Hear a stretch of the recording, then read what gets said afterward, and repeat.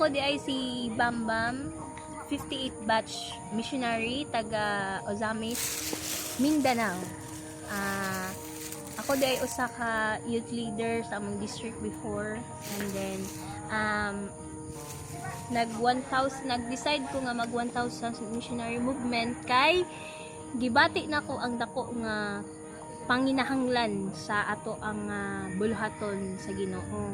And then nagtuo ko sa una before nga ang ako ang pag-serve sa Ginoo is okay na to, nga nag-serve ko sa district, nag-serve ko sa among conference, nag-serve ko sa mga batanon, pero dili di ay naagi di ay naapay mas dako nga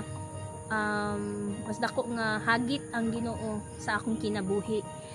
Atong 2022 nag-decide ko na mag-anhi dinhi sa campus para i-fulfill ang will sa Ginoo sa akong kinabuhi. Nga mo join sa 1,000 missionary. Dako kayo og kabag-uhan sa akong kinabuhi, sukad nga nag-1,000 ko kay before nakoy work dito sa amo din gibiyaan ako para lang manhi. Then naay mga opportunity nga no ditong napita kay naa diri ang yes. Ang yes mao ang kapabuton ang will sa Ginoo. Unsa may imong trabaho before? Nagtrabaho ko sa Cebu, nagtrabaho ko sa PLDT, nagtrabaho ko sa TESDA nga school, and then last na kong work before kanani is ang TESDA na school, and then before ko nag-decide na manhili sa ato ang campus. Pinakanindot nga experience nako nga nag-join ko ani nga institution is katong nahimo kong part sa Hilang, part sa official singing group sa 1,000 missionary movement for 2 years. So dili na ko to siya nga malimtan nga mga experiences kay mautoy nahimo nga gikuan ko sa Ginoo ba, gi-prepare ko sa Ginoo alang sa mas dako pang mission nga iyang ihatag nako.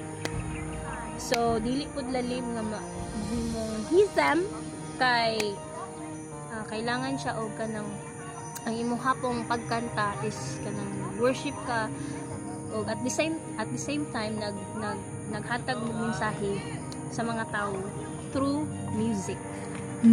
So pinaka the best nako nga encounter sa na nahimo kong part sa HISM sa music ministry is katong nag-join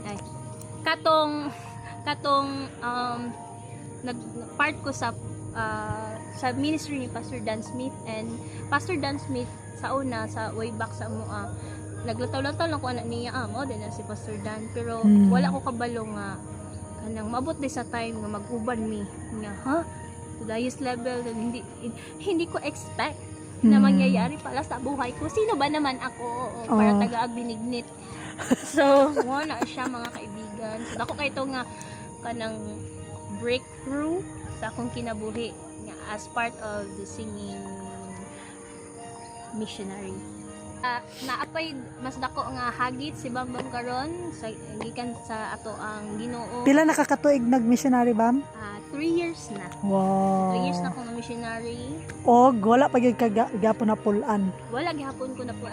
Akong prayer is I want more sa ministry. So dalon ko po sa Ginoo sa mission field nga bag-o na pud. Akong mensahe sa mga young people out there, ayaw jud mo pagduduhag tubag kung gituktok mo sa Ginoo. Sunod jud mo kay nindot og plano ang Ginoo sa inyong kinabuhi, sa atong kinabuhi.